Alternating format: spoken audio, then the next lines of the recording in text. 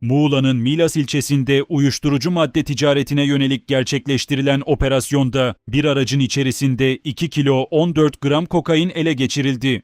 Narkotik Suçlarla Mücadele Şube Müdürlüğü ekiplerinin 20 Ağustos 2026 tarihinde yürüttüğü çalışmalar kapsamında kente yüklü miktarda uyuşturucu madde getirileceği değerlendirilen bir şüpheli takibe alındı. Şüphelinin aracında yapılan aramada 2 kilo 14 gram kokain ele geçirildi.